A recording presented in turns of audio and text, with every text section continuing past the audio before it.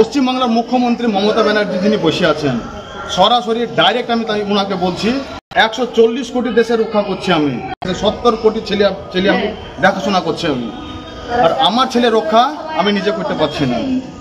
আমি আপনার সংবাদ চ্যানেলের মাধ্যমে কান্দি থানার পুলিশ প্রশাসন আর আমাদের পশ্চিমবাংলার মুখ্যমন্ত্রী মমতা ব্যানার্জি যিনি বসে আছেন, সরাসরি ডাইরেক্ট আমি তাই ওনাকে বলছি, আপনি যে এতগুলো যে পুলিশ, যে আমি দেশের একজন সৈনিক, 140 কোটি দেশে রক্ষা করছি আমি। কিছুদিন আগে যুদ্ধ হইলো, বর্ডারের ফার্স্ট লাইনে আমি ছিলাম ওখানে। কি ঝামেলা কি নিয়ে হয়েছিল? ঝামেলা হয়েছে পুরানো জমি জায়গার জেরে, পুরানো জমি জায়গাকে কেন্দ্র করি ওরা আমার বাড়িতে এসে অ্যাটাক করে। বউ বাচ্চাকে তো আপনাকে পুরো সংবাদ মাধ্যমে আপনি দেখতে পেলেন যে কি হয়েছে কি হয়নি।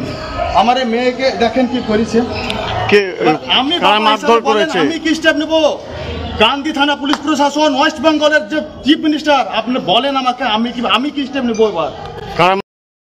এবার করেছে রবিন শেখ, পিতা লেট কাসেম শেখ, শফিক শেখ, পিতা রবিন শেখ, রাজু শেখ, পিতা কাসেম শেখ, রিঙ্কু শেখের বাবার নামটা আমার এখন খেয়াল আসছে না, আর আরো 3-4 জন অজ্ঞাত ব্যক্তি আছে, তাদের নামগুলো আমার কোনো ঠিক মনে আছে।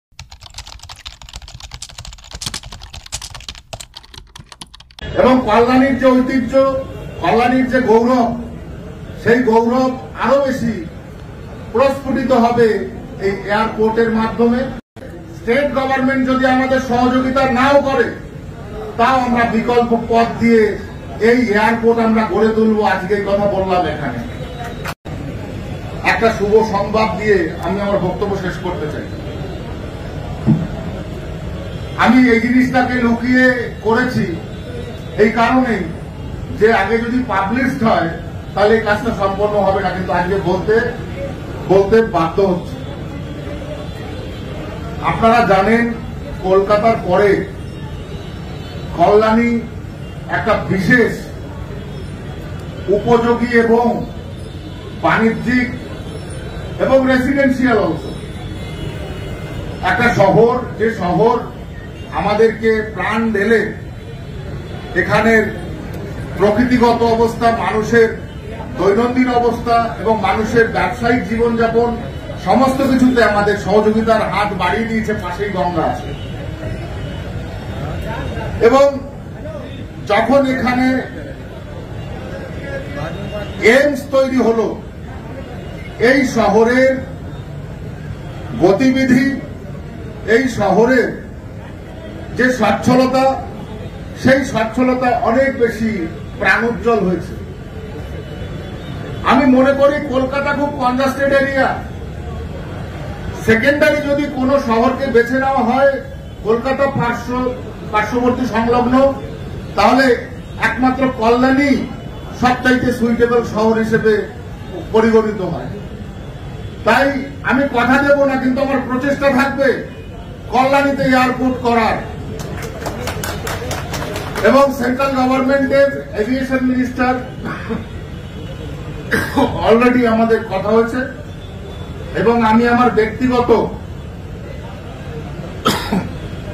খরচা দিয়ে আমি এখানে ইনভেস্টিগেশন করিয়েছি। এখানে যে জায়গা আছে সেই জায়গাতে যে সার্ভে, সেই সার্ভে করানো হয়েছে, সয়েল টেস্টিং করা হয়েছে খুব গোপনে।